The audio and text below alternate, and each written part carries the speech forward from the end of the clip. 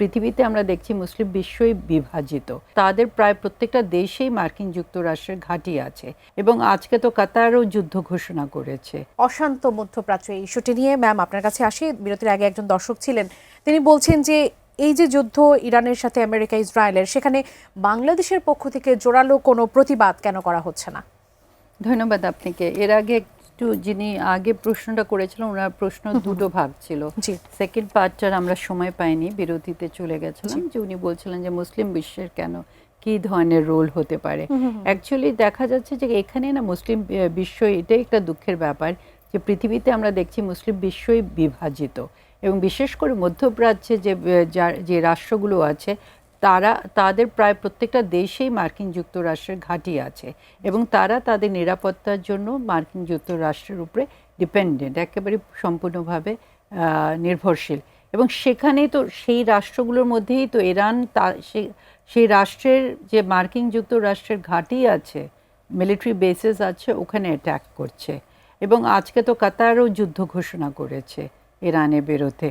এবং সৌদি আরবে আমরা জানি যে সৌদি আরবে মার্কিন দূতাবাসে হামলা মানে বোমা পড়েছে এবং সেটাতে সৌদি আরব বলেছে ইটস গোয়িং টু রিটালিয়েট।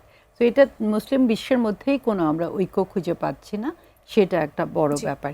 আচ্ছা, ওনার প্রশ্নে যিনি প্রশ্নটা করেছিলেন, দেখেন হ্যাঁ এই কথাটা ঠিক যে বাংলাদেশ থেকে সে ধরনের কোনো স্টেটমেন্ট বা নিন্দা আমরা দেখিনি। রাহিদ, আমি যদি ভুল না করে থাকি দুটো স্টেটমেন্ট গেছে, তাই না?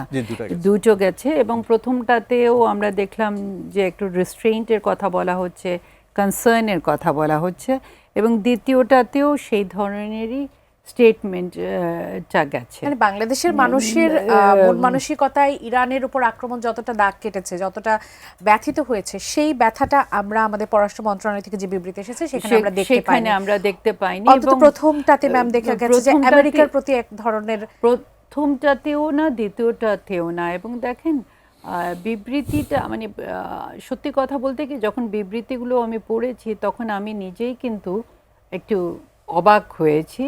কারণ সাধারণত আমরা দেখি যে নিন্দা করা হয়, অ্যাটাকগুলোকে নিন্দা করা হয় এবং জোরালো ভাষায় অনেক ধরনের প্রতিবাদ করা হয়।